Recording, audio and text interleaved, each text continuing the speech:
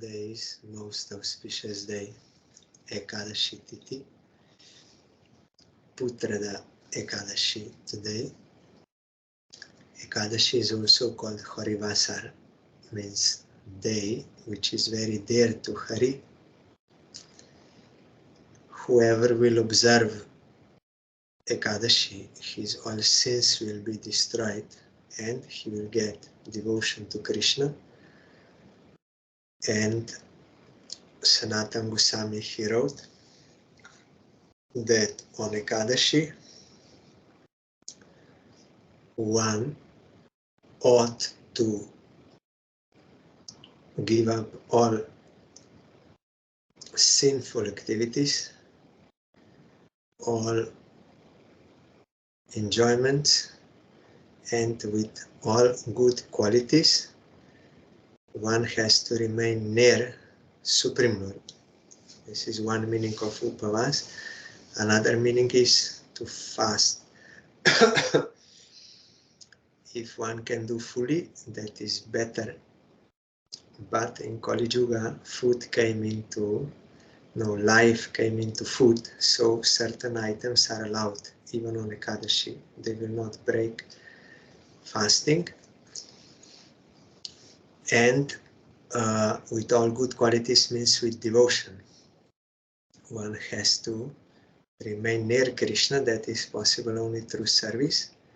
We have example of Ambarish Maharaj. He was following Ekadashi for the satisfaction of Krishna, and Krishna was protecting him because he was fully surrendered to him. That's Sudarshan Chakra. That is why even the curse of a great a mystic yogi, Durvasa Rishi, could not touch Ambarish Maharaj because of his devotion. And being protected by Sudarshan Chakra. And in Kali Yuga, now Chaitanya Mahaprabhu showed that we should do Kirtan, because that is the Yuga Dharma. By Kirtan one can satisfy Supreme Lord. So Mahaprabhu, by his own example, he himself is Yuga Avatar, and he is performing Yuga Dharma himself to teach others. Nama Sankirtan, from early morning, together with all his personal associates, Mahaprabhu started doing Kirtan and dancing in the courtyard of Srivas Thakur. Whole day, whole night they were doing, without eating, without sleeping, without drinking, in great ecstasy. We are unable to do like them because they have transcendental bodies, but we should do as much as possible. We should increase our bhajan on Ekadashi, and we will get 1,000,000 times more benefit. So devotees, they are very alert when Ekadashi will come, so that they can serve Krishna more. They are happy that Ekadashi came, more opportunity for service. And we are hearing about Bhaktyaloka, 12 essays. Now we are on the last one of the 6 essays which describe the faults which will destroy devotion. Now we are in the last one, Laulya. It has different meanings. We heard one is fickleness, instability of heart because of attachment to sense objects. Another is desire. Another meaning today we will hear. Another meaning of Laulya is greed. Yesterday we heard that those who are pure devotees do not desire merging and liberation given by me. Merging, that is Brahma Sayuja or Paramatma Sayuja. Even those 4 other types of liberation, Sarshti, Samipya, Salokya, Sarupya, they don't want, they only want service. They naturally prefer the happiness of serving the Lord. Considering all this, the sadhaka gives up lowliya in the form of fickleness and always attains intelligence fixed in bhakti. 1 second. Because when you have no other desire except service of Krishna, then your intelligence is fixed, stable. Only one action is there, service of Krishna. And that is the only thing which can satisfy jiva. We hear in Bhagavatam, Savai paradharmo jato bhakti radokshaje ahoituki apratihata yayatma suprasidati. For all living entities, supreme dharma, duty, is devotion to a dokshaja, Bhagavan. What kind of? Ahoituki, without any cause, means without any expectation in return. Like I will do devotion to Krishna to get money. So that is with some cause. I'm doing for something. But a real devotee, he does only for the satisfaction of Krishna, no other cause. That is why causeless and apratihata, it is not interrupted. It is all the time. Krishna is eternal, I am eternal, devotion also should be eternal. So constantly they are serving Krishna, and by such devotion of this type, ahoituki apratihata yayatma suprasidati, that can satisfy the self. Nothing else can satisfy it. Mahaprabhu also told in Chaitanya Charitamrita, Krishna Bhakta Nishkama, Otoeva Shanta, Bhukti Mukti Siddhikami Sakoli Ashanta. Krishna Bhakta has no kama, no selfish desire. That is why he is always peaceful.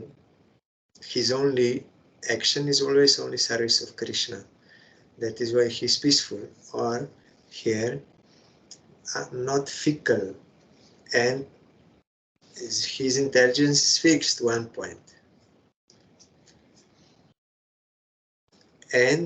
But those who want material enjoyment, liberation, or mystic powers, they are all restless. Ashanta, they're not, because kama is there, some self-desire is there. No one can be happy, only pure devotee.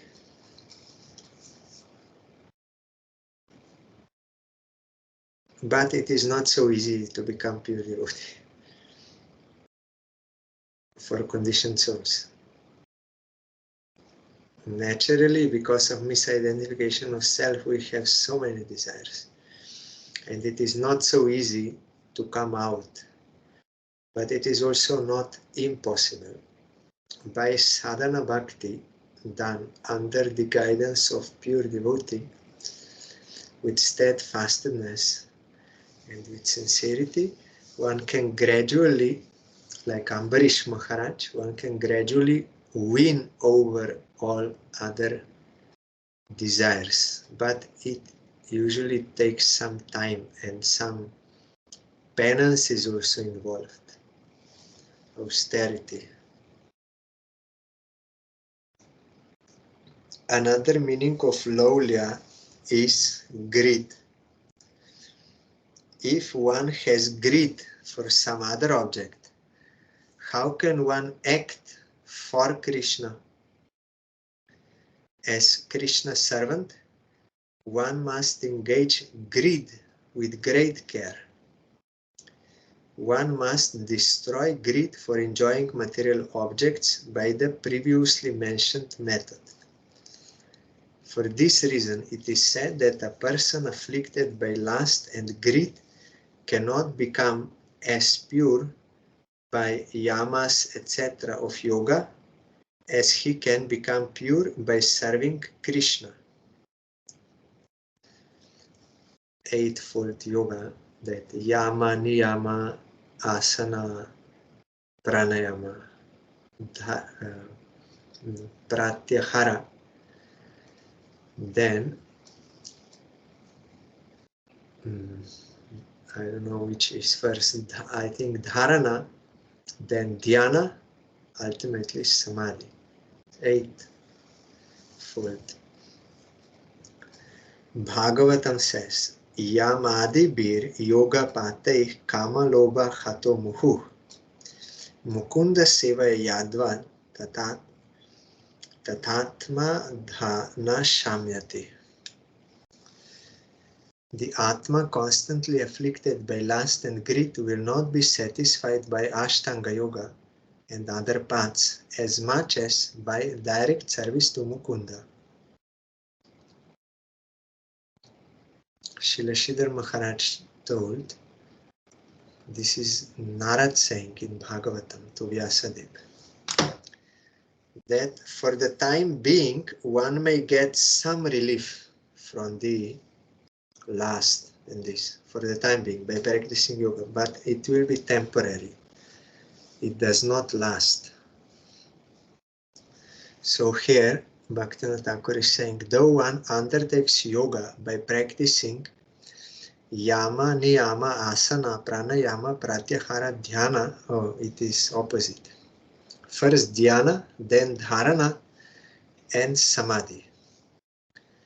The sadhaka's heart is always afflicted by lust and greed and cannot attain the quality of shama or peace. By Ashtanga Yoga you cannot.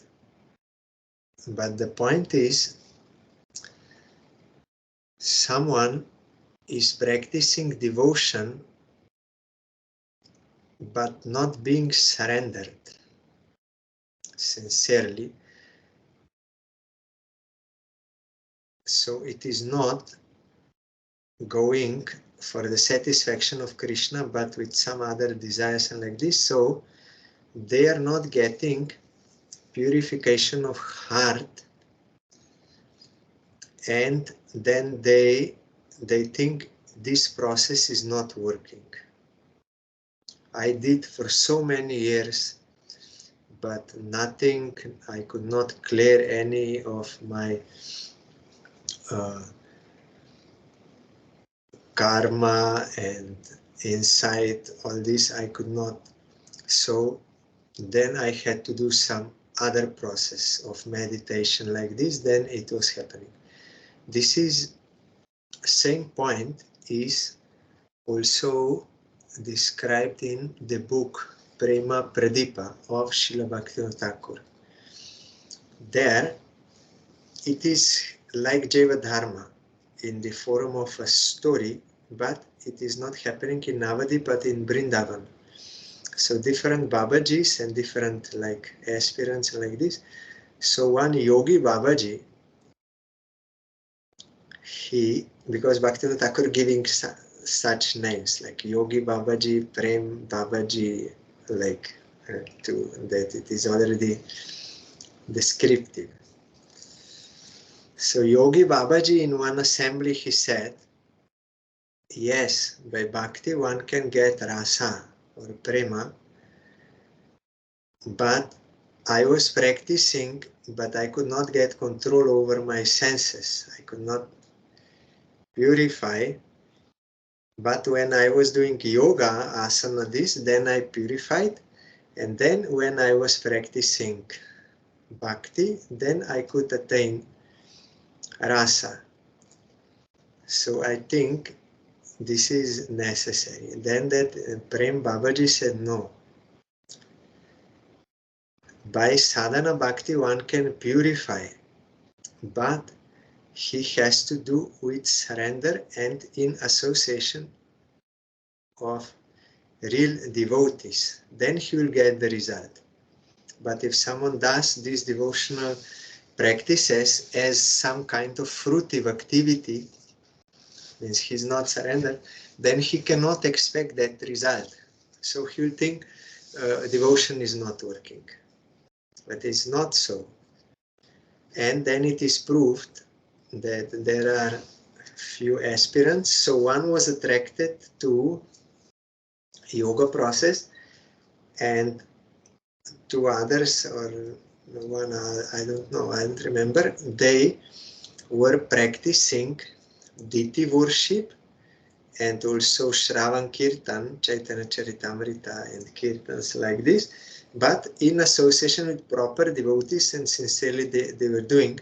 So these two who were accepting sadhana bhakti were very quickly purified and very quickly got to the stage of bhava, but the one who was practicing yoga was not so quick, and by practicing yoga so many obstacles also were there to distract you, and it's not so fast. So our Gurudev wrote in Hridrokama book that if we see someone is doing so much devotion, so much bhajan, so much devotion, but he's not getting the results of that realization of Supreme Lord devotion and virakti, that detachment, we can understand that there is some problem in his surrender. Not practicing surrender properly under the guidance of realized surrendered soul. Means what is favorable for devotion, accept, what is unfavorable to reject, and accept Krishna as maintainer and enjoyer and protector, and you as his eternal servant, and offering everything for him. So one, if he is not surrendered, that is the basis of devotion, then it will be like karma. What we are doing, so-called bhajan, it will be like karma, so we cannot get that result. So in these cases, they think yoga is helping me to purify, but devotion did not.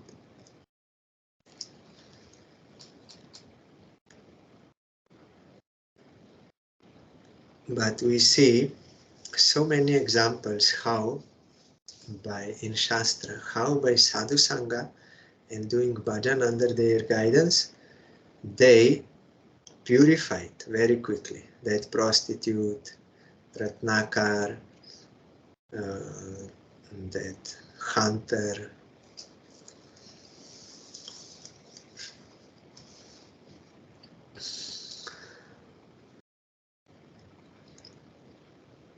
but we see also someone got sadhu sangha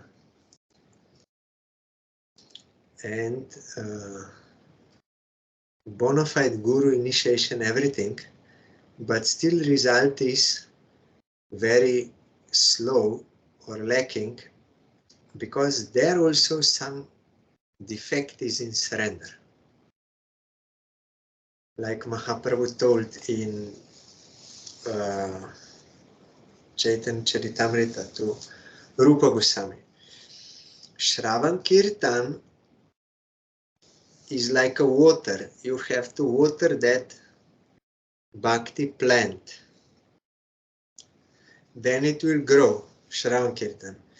But if this Shravan Kirtan water is misused and waters some other weeds which are growing near this Bhakti Lata, then Bhakti Lata will not grow, but those plants will grow, weeds. We say in Slovenia, pleveo. So I may be doing so much bhajan, but I'm watering like my name and fame desire. So that will grow, not devotion, but that thing, or some other prohibited activities. Many are mentioned there. What is there? So by the misuse of devotional practice, devotional energy, devotional water, it will one may do very long, but watering those things, they will grow, not devotion. So this also we have to be very careful. There Chaitanya Mahaprabhu told. That is why we need to know and also have sadhu sangha, so that they will all the time correct us what we are doing.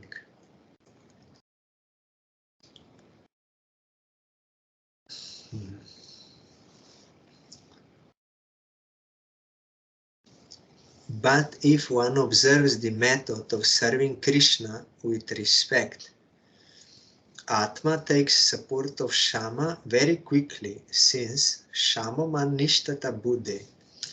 Shama means being fixed on Krishna.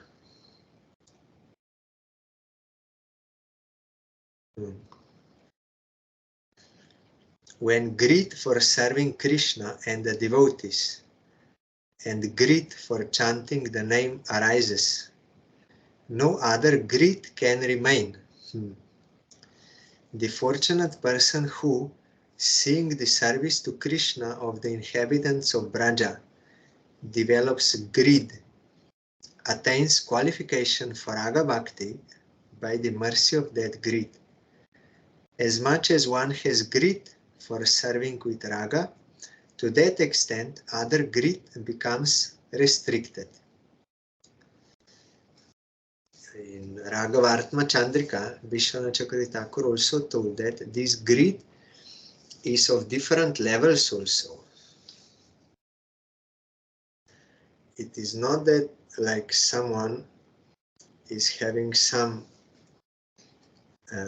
desire to worship Krishna in Vrindavan, that now he's realized soul immediately. Some guru, if they are following that process, they will engage them in Raganuga, but that does not mean that they already fully attained that Manjari Bhav. There are degrees of that greed and realization. It is a long process. There Vishwanath Chakravarti Thakur also told that how sadhaka of Raganuga will progress through these stages of anartha, nivritti, nishta, ruchi, all this. So though some give like indication, yes, you should serve as a manjari in like beginning stages, that disciple should not think that already he attained. Then he's self-deceived. And Guru also should help him to understand that there are degrees. So as much as one has that desire to serve Krishna, to that degree, other greeds become restricted. When there is greed for eating fine food and drink, sleeping, smoking, and intoxication, the jiva's bhakti becomes restricted by that. Greed for intoxication, wealth, and woman is very contrary to bhakti. And we heard, and this is also not so problematic as desire for name and fame is. And this desire for name and fame also comes in this form. I am Raganuga, Bhakta. I am Manjari. I am highest. I am all this. So in the name of devotion, they're feeding their name and fame. As I told before, that water is misused. It will water something else. Then you will not get the service of Krishna. But you will be disturbed. Those who desire to attain pure bhakti with great care must give up all these types of greed. Greed for any object, whether it involves sin or piety, is extremely despicable. As I told yesterday or the day before yesterday, I don't remember, that piety also is contrary to devotion. You are helping someone on bodily platform. The Bharat fell down because of that. So to do sinful activities or to do pious activities, both are obstacles to serving Krishna.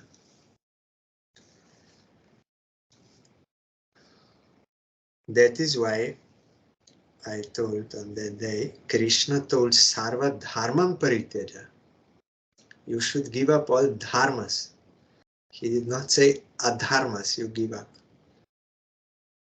Generally, they will say you give up adharma,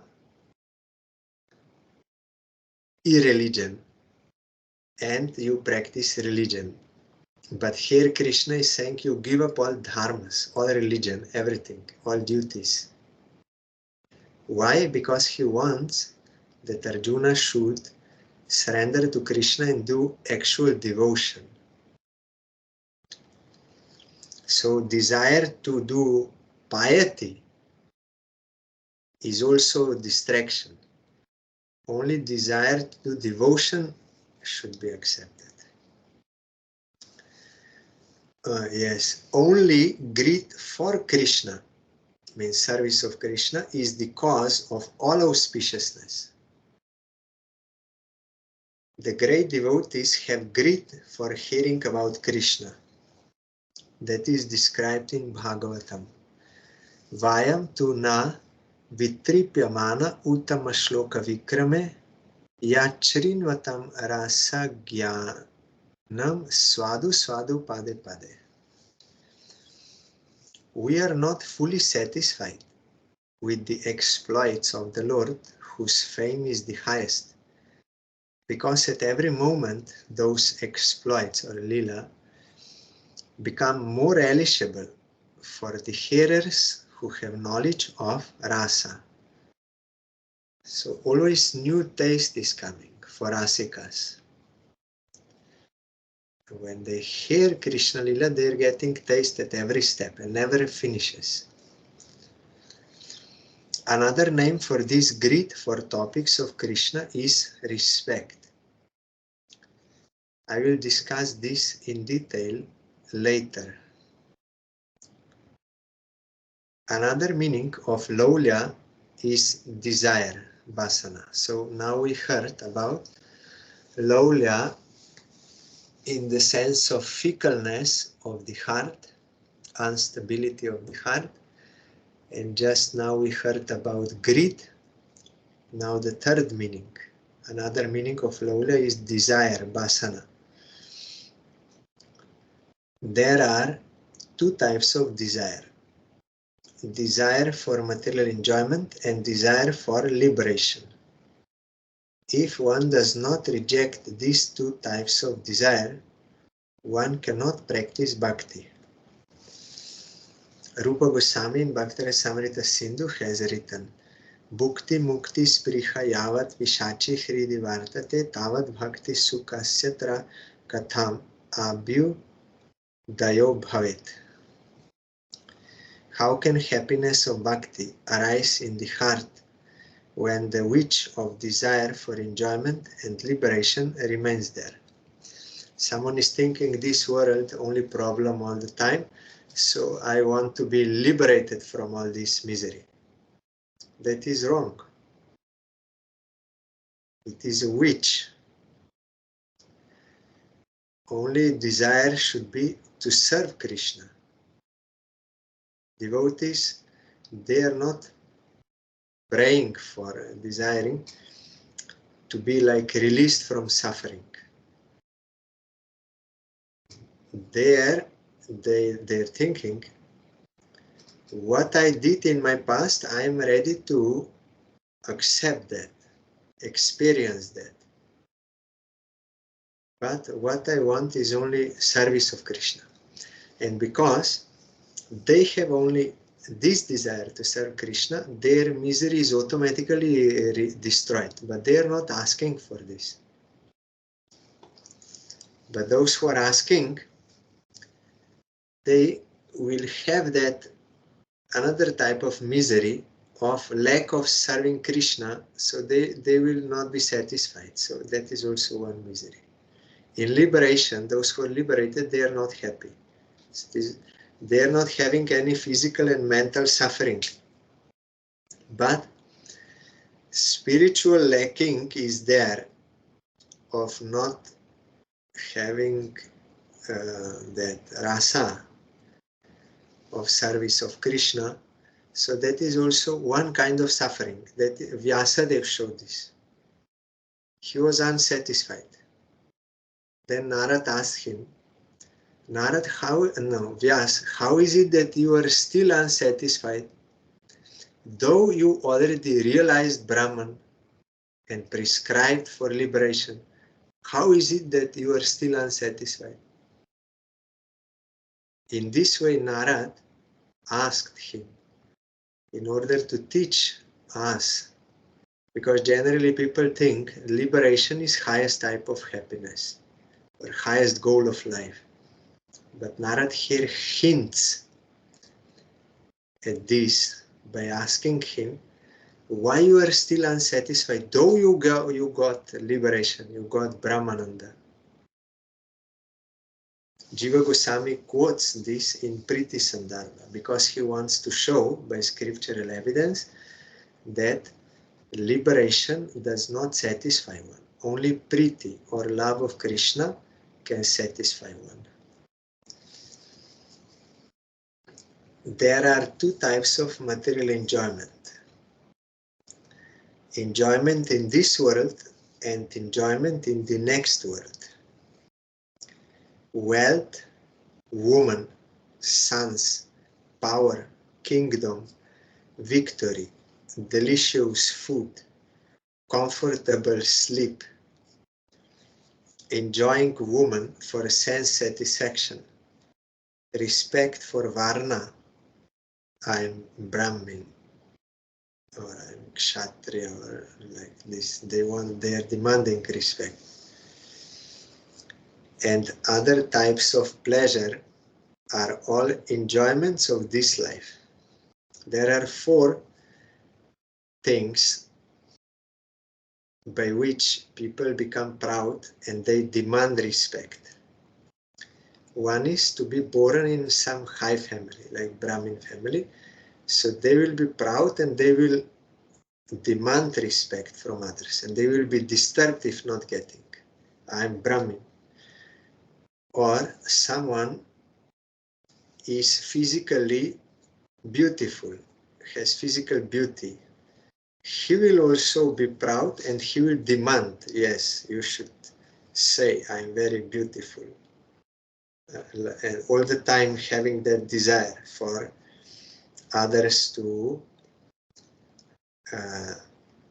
praise them, their beauty, or always they will want to, for photographers, they will come and yes, you are very beautiful, like this. They will demand. And another is knowledge, some education, high knowledge. They will be proud and they will demand respect. You don't know who I am, I know everything. Another is one who has a lot of money. Four things make people proud, and they are always addicted to demanding that others should respect them. And they are getting disturbed if someone is not respect them. But devotees should be freed from such false ego, false pride, and devoid of desire for getting respect from others. If they want to serve Krishna, they will have to practice this, amanina manadena. Though all good qualities may be there, but they will not demand respect or desire. But another subtle is this, yeah, I'm devotee, I'm better than all others. So this is also one kind of false pride and wanting respect. Karma is there, karma is I'm devotee. They misbehave. But we have to see example of Madhavendra Puri. Madhavendra Puri, he's pure devotee. He only wants to serve Krishna. So Krishna also reciprocated, and he stole that kir for Madhavendra Puri. But Madhavendra Puri thought, oh, now everyone will think I'm great devotee. They will come and they will praise me. Madhavendra Puri ki jai, you are such a devotee. You bless me, Kripa Kora, all this. He was afraid of this. He thought this will disturb my service to Krishna. So immediately he left that place to escape from being praised by others. But we conditioned souls, we are just the opposite. We are trying to get a demanding respect from others and fighting for it, killing even. So we are deprived of actual benefit. We are fighting for, according to Shastra and realized saints, we are fighting for a stool of a hog, of pig. Very dirty, but we are fighting for that because we are foolish. But Madhavendra Puri did not fool himself in such a way, because he knows my requirement is seva of Krishna, not these worldly things. Even this, that I am great devotee. This is the last trap of Maya. I am great devotee, I am guru, I am preacher, I am all this. So then if this desire is there, then how I can engage myself in the service of Krishna? And also I will be disturbed by not getting. Why they are not giving me garland? They don't know who I am. I'm great preacher. I'm great guru. I have so many disciples. So this is very subtle, this desire for name and fame in any form.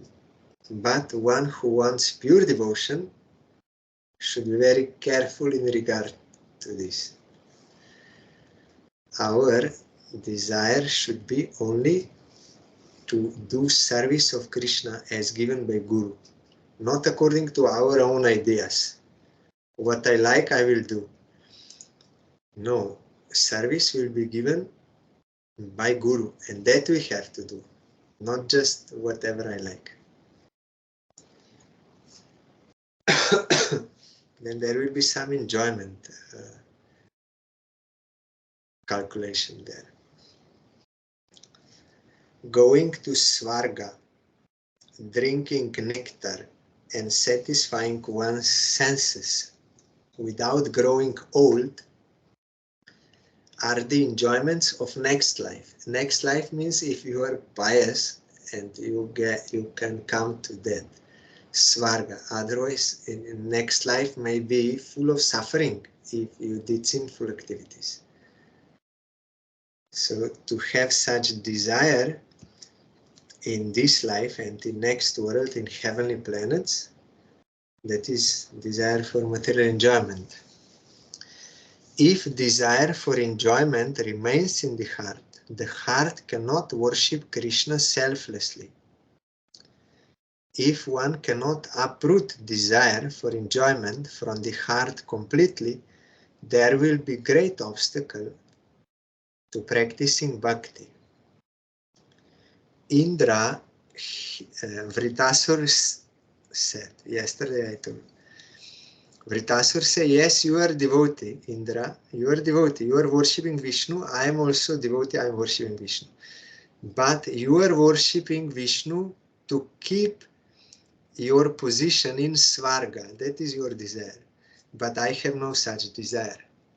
So you don't worry. You kill me. Because even if by some ignorance, for the argument's sake, if I would want Svarga, Krishna will not give me. Because of his love for me, he will not give me. Because he knows that is not good. That will produce quarrel, anxiety, so many problems. Fighting. So even for the sake of argument's sake, if I would want Svarga, Krishna will not give me because he considers me his own person. Out of affection, he will not give me. So you don't worry. So there are different kinds of devotees. They're worshipping, but what for? So to become a pure devotee is not so easy as it may seem. Yeah, Hare Krishna, Hare Ram, and you are going to Goloka. Not like that. Not so easy. You have to give up all anarthas by positive practice given by Guru. So if one cannot uproot desire for enjoyment from the heart completely, there will be great obstacle to practicing bhakti. There is one point to mention regarding this. If one makes all this enjoyment favorable to bhakti, the householder can accept it without sin.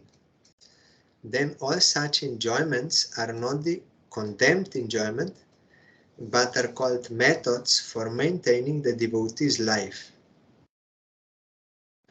Enjoyments here means the sense enjoyment, what is necessary for devotion and in relation to devotion, like taking prasad, all this. So here Bhagavatam says, Dharmasya hyapavargyasya nartortha yopakalpate narthasya dharmai kantasya kamo labhaya hi smrita kamasya nendriya pritir labho jiveta javata jivasya tattva jigyasa narto yascheha karma bhi. This is very important. I like this. Labho jiveta javata jivasya tattva jigyasa. Yes, meaning is material results are not suitable as the goal for the person dedicated to higher spiritual goals. Attainment of material assets is not the desire of the person who is dedicated to the higher path. For one who desires apavarga, sense pleasure, that is supreme goal, sense pleasure attained from enjoying sense objects is not the goal as long as one lives. The goal of life is inquiry into the highest truth. What is accomplished by prescribed duties is not the goal. This is, I think, Sai Maharaja's or Vishnu Thakur's translation. But here, Bhaktyaloka Thakur will explain. So only this I will read to know what is the point of these verses. From dharma for producing enjoyment, that is Varna Ashram Dharma here meant, to do your prescribed duties. So from dharma, one attains objects or artha, means money and other articles. From artha, one attains one's desire, kama, and it result attainment of sense gratification in this and next life. But the object attained by liberation and the kama attained from artha are all favorable for inquiring about the truth, since desire for Krishna is the purport of dharma and artha. And desire for Krishna is inquiry about the truth. Another name for this dharma is Duktavara. It's not so clear here. The point is, one will do dharma in order to obtain material things, but he will not use them for sense gratification. He will use them for practicing devotion to Krishna. And his sense enjoyment when getting prasad from Krishna is not sinful. It is appropriate. It is yukta vairagya. So that will not be harmful. But if someone does earning money for sense enjoyment, that will be wrong. But if someone does for the service of Krishna and takes prasad, then that is fine. That there is no sin there. So all money and all this process, everything should have that goal in mind, which is liberation, which what here means devotion to Krishna. That is why this verse says, Kamasya nendriya pritir labho jiveta javata jivasya tattva jigyasa. One should not satisfy his senses for the sake of sense enjoyment, but in order to survive, to live. Only for survival and good health one may work to attain those requirements, but his goal is tattva jigyasa. Kamasya nendriya pritir labho jiveta javata jivasya. Not for, you should not earn money for sense enjoyment, but for survival, so that you can do tattva jigyasa, which is inquire into the truth, which means service of Krishna.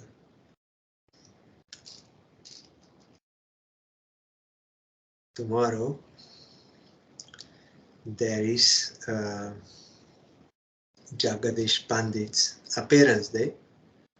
We will hear about him.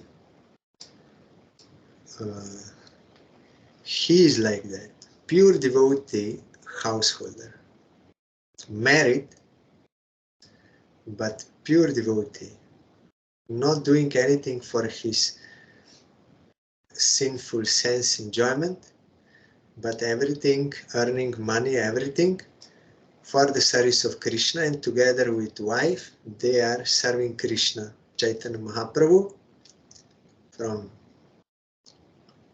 since he appeared, Chaitanya Mahaprabhu, they were serving him, and also later on he got this service of Jagannath from Puri, and wife got Gaur Gopal Diti from Chaitanya Mahaprabhu, and they are serving. They are earning money for survival and serving Krishna. That is ideal, pure devotional household. We will hear about him tomorrow.